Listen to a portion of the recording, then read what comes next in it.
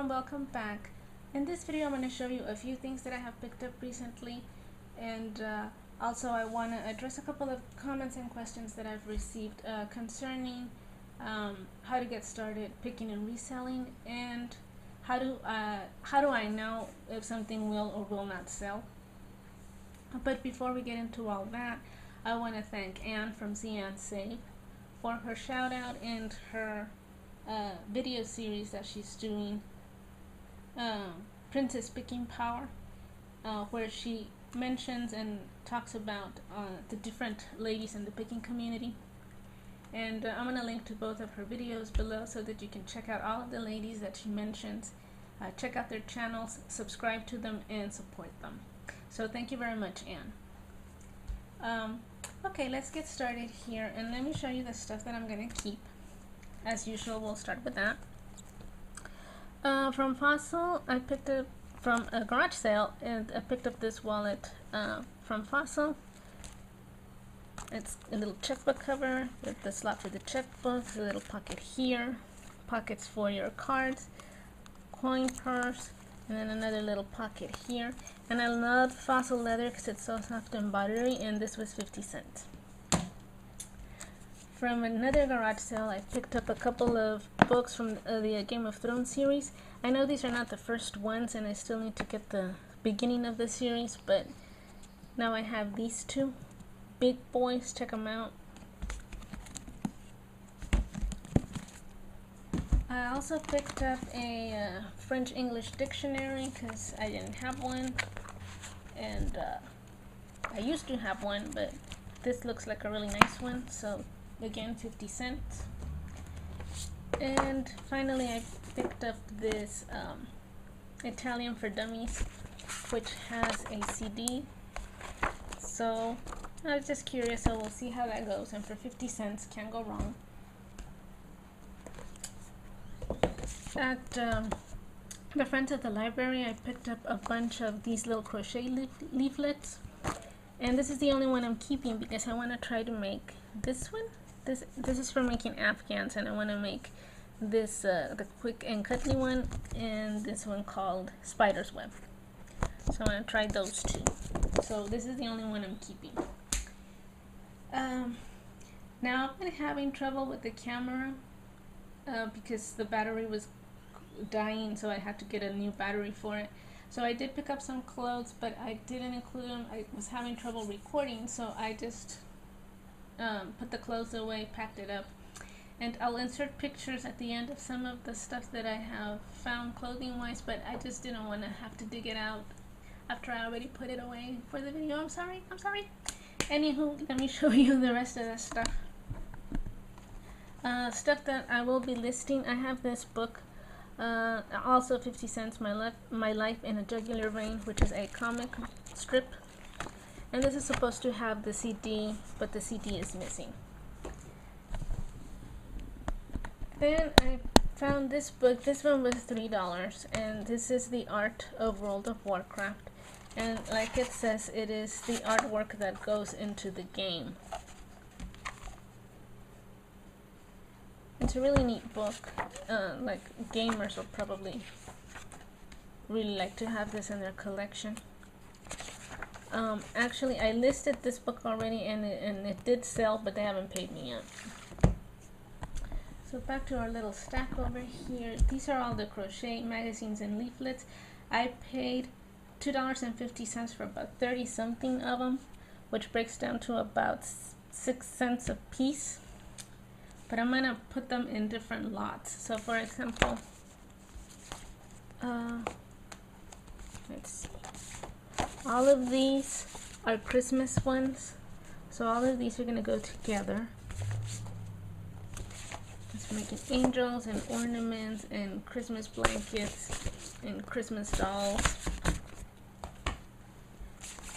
These are for making dolls, and my mom used to make these, specifically this kind, the 50-inch doll. She used to make these when I was little. And there's that one. More dolls. Baby dolls. Weird Cabbage Patch looking dolls. So that's gonna go together. And oh, here's another one for dolls. These are the antique or lace or heritage crochet, and this crochet that's done with thread.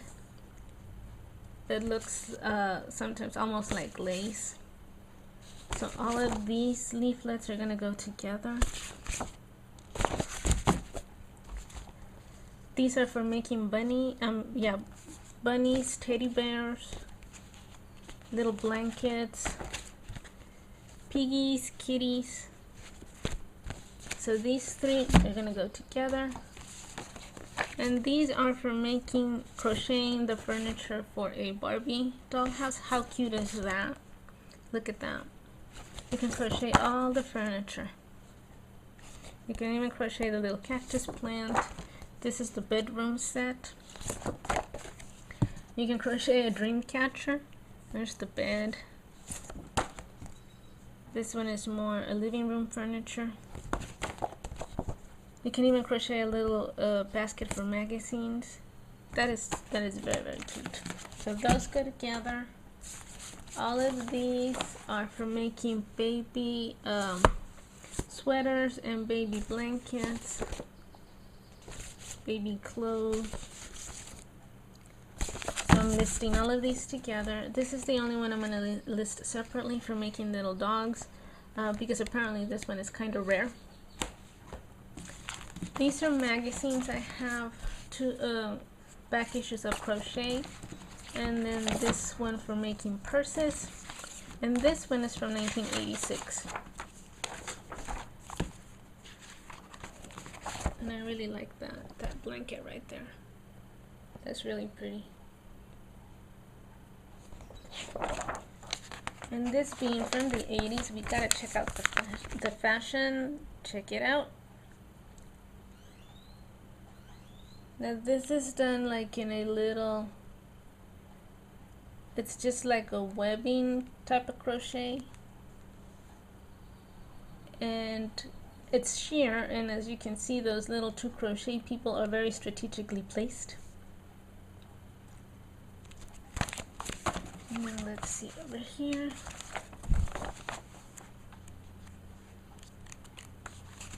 There we go. Check it out. Styling. Yep. Those were the 80s. We all walked around looking like that. Here she is again. She's rocking that.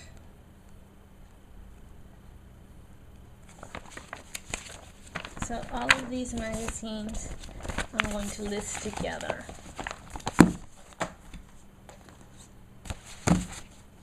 And now on to the questions that I've received. The first one was how to start